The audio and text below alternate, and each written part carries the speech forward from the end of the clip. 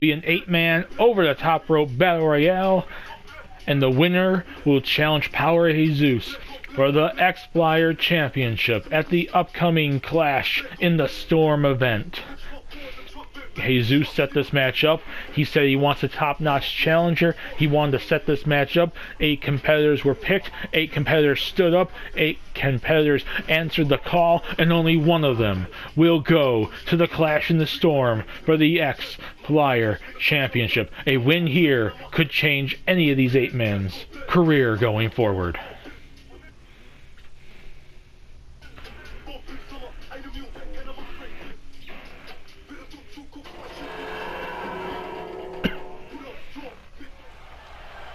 And we've seen so much here tonight in Texas. So much for Kingdom. The following contest is an 8-man battle royal. Making his way to the ring from Capitol Hill, Washington, D.C., weighing in at 316 pounds, Cowboy Bill.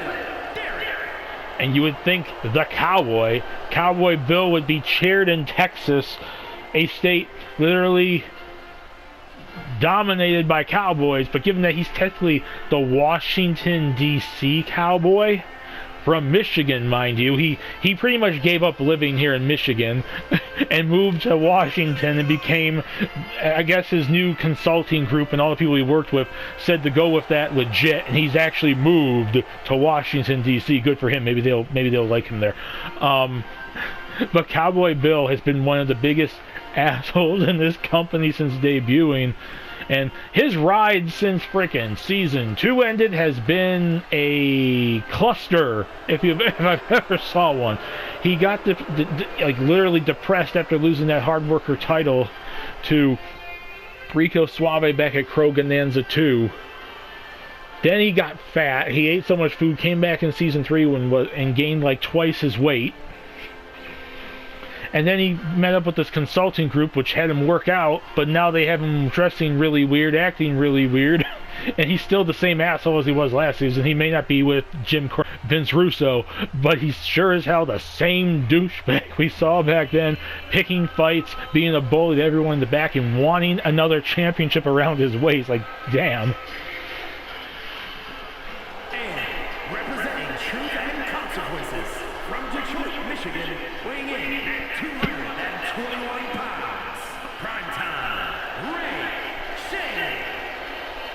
And my God, we got Rashad here from the Collective trying to make a statement here in for his singles career here. Normally you see him teaming up with Chris Rubius as like the hired bodyguards, the big, the numbers game for the Collective as of late in this season. But now he's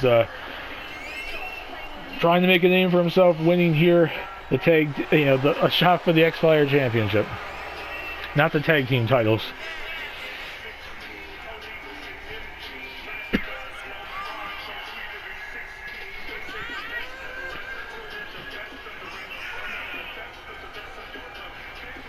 And my God, all 8 of these men have had varying careers here in CKW in Season 3.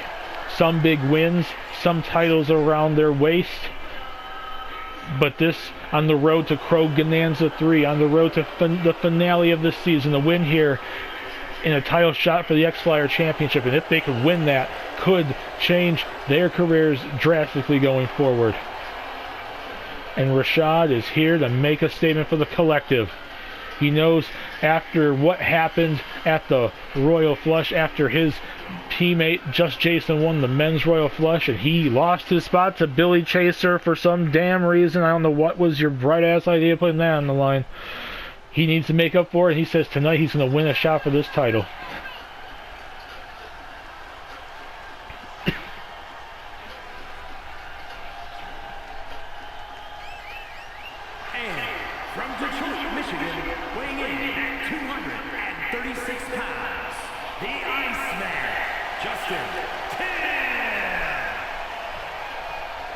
And just in time since returning earlier this season, like from season 1, he was gone the entirety of season 2. He came in to replace his friend Jeremy Rose here in CKW. Jeremy Rose had to leave CKW for the foreseeable future. Justin Time returned after what happened after his leave at the end of season 1. And hell, he won his first championship. He won the Hard Worker title. Every fan got behind him that night. His feud with Sean Exide, his feud with Joey Specter, he has made a statement this season. He's become quite the underdog to a lot of fans out there in the world of CKW, in the world of professional wrestling. And now he has a chance to put another notch on his belt, another title in his record, if he can win here tonight and be lucky enough and skilled enough to defeat I was about to say Joey Specter, Power Jesus at Clash in the Storm.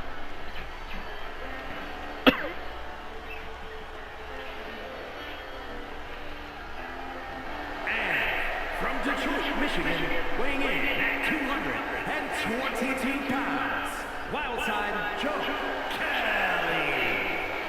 And Joe Kelly I still don't get this metamorphosis of this wild shot character of his, this change in personality.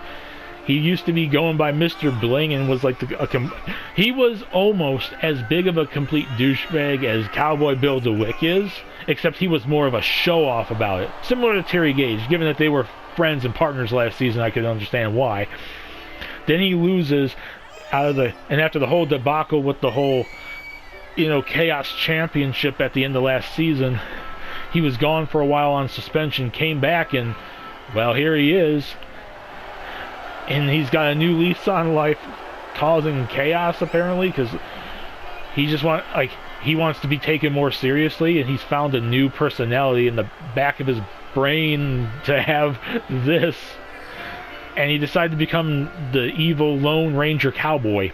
He's had some decent wins on house shows since coming back, but he says tonight's going to be the big change for that. He didn't make it into the Royal Flush. He's going to win here tonight. From Detroit, Michigan, weighing in at 285 pounds, the Butcher, O'Shaughnessy. And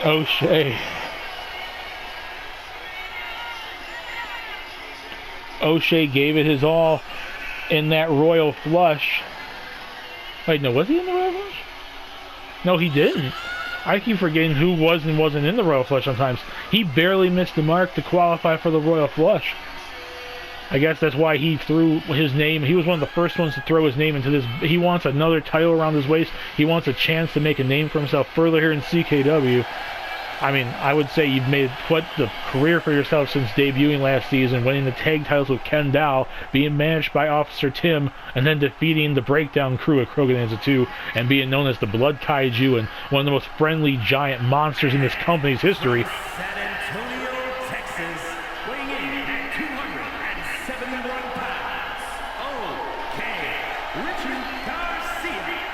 And we got another Texas-made boy here, the Texas home state hero here, as Richie Garza, the OK Chief from YouTube, officially. It was only like a handful of matches he's had on. He's done a part-time career here in CKW, a part-time contract like the Game Chasers did, and he wants a title around his waist. He says he liked to get behind his friend Joey Specter every once in a while, and that's how he first came to this company. He helped Joey Specter against Sean Hexite, but now he says it's time for him to make a statement of his own.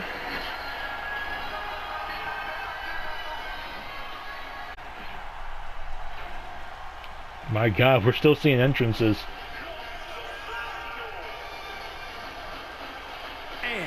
From Detroit, Michigan, weighing in at 231 pounds, the player for GJ.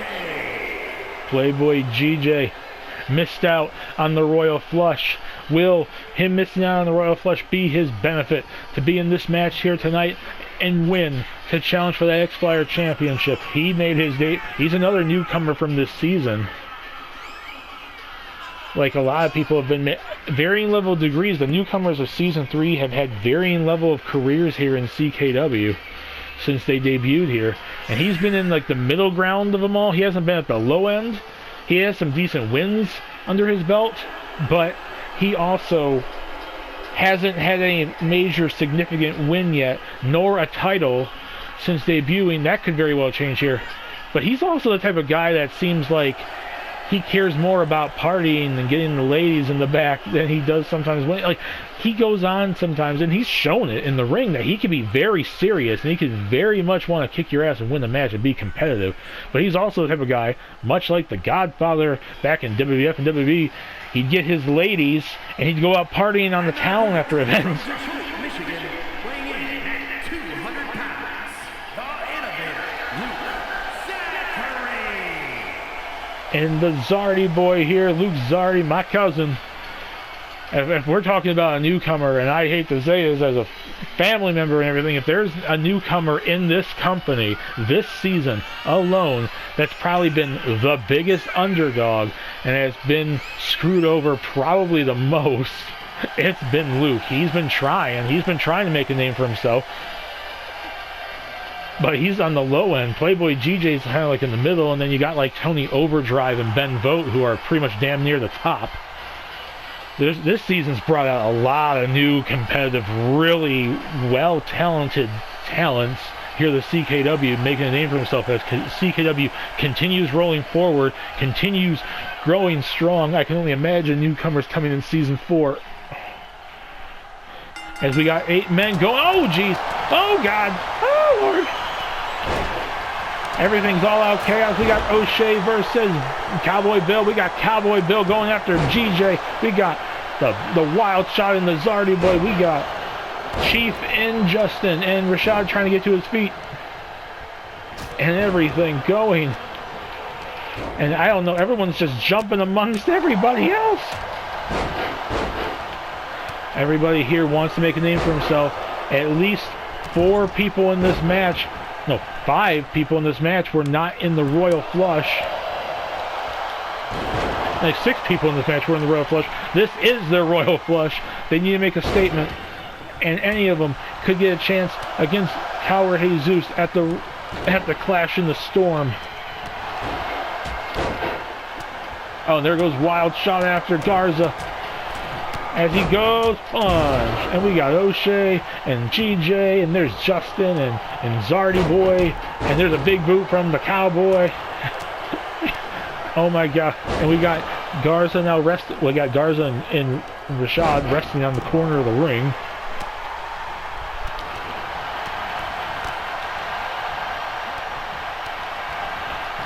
We got Justin. Oh no.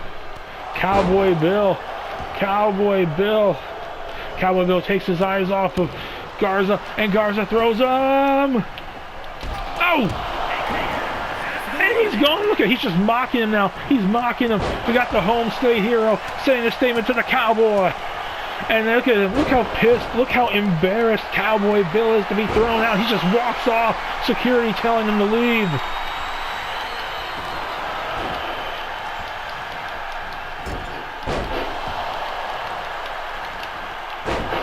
Oh my God.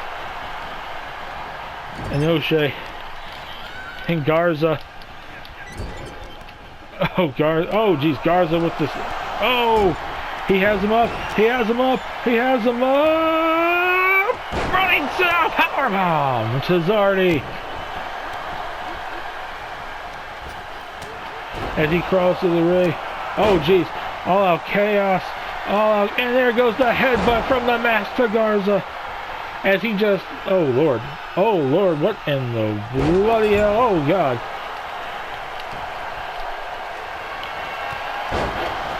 Over.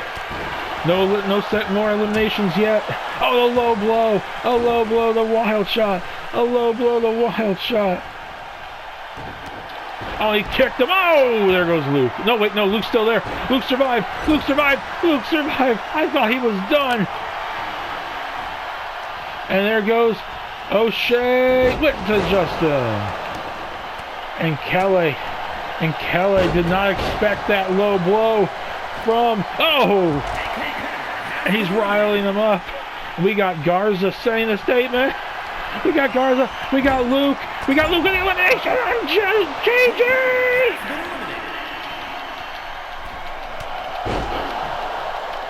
And Garza's fighting it. Garza's trying to fight his way back out.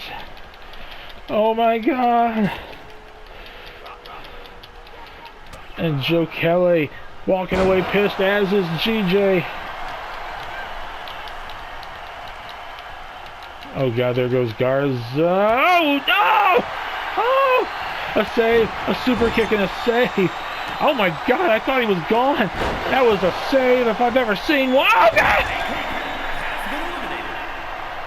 We got 3 eliminations from Garza, a man who just started a wrestling career this year! The Jeep! And he's got the most eliminations in this match so far. Oh, and an elbow. Oh, takes him down. The home state hero with the most fanfare, the most fanfare in this ring. And a drop kick. Hurricane Rana and a clothesline from behind on Rashad.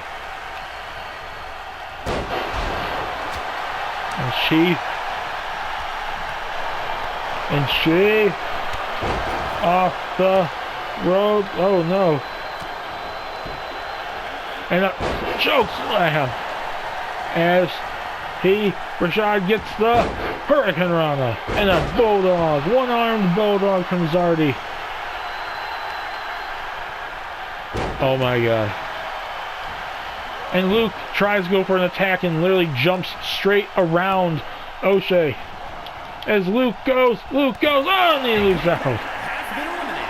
Luke tried his all. He had an elimination. But the powerhouse element. And Luke is looking. Luke was this close to a title match. This close. Oh! Oh God, no. O'Shea with the headbutt to Garza, who didn't see it coming. Face first. The 2 big men go at it, and I'm getting word that Power Jesus is watching this in the back with Brian Zane. My God, Kingdom has been insane so far. Like, hellaciously insane so far. We've seen a successful title defense, 2 in fact, technically, 1 by disqualification, a cage match start. We've seen frickin' earlier tonight, Dr. Wozniak came out with hand motion and signaled that his monster was going to challenge anyone and everyone going forward. He's been working on his creation. He's been working on his monster, trying to make him stronger. And he also had a few choice words for Killer Wheeler, who failed to win the Royal Flush. He literally ordered that he wants Killer Wheeler to meet, and he literally forced him and tried to say he wanted him to be a challenger once again, just so he could be put down for good. We had Sean Strickland of the UFC coming and calling out Billy DeVoe, my cousin Billy. And we literally, earlier tonight, opened the show with Rico Suave literally making a statement that his hopes to entering the tournament at Krogan and winning the world title, he said he does not know how much longer his body could take being in this ring, and he's called out his retirement's going to be the end of the season at Krogananza 3. And he was met by the rest of the collective cheering him on, saying that they wanted to see him beat Nick Dragoon later on tonight and go into that tournament. His friend, his partner and former rival, Just Jason, coming so close. I'm talking about all this stuff and not even paying attention that these two men are going at one another. Like, this has been a hellacious freaking night. So Rico Suave has signaled that his last show he'll be retiring at Krogananza 3, and he says wants to win his 4th world title. Damn, I was paying attention. O'Shea qualified. O'Shea is going for the title.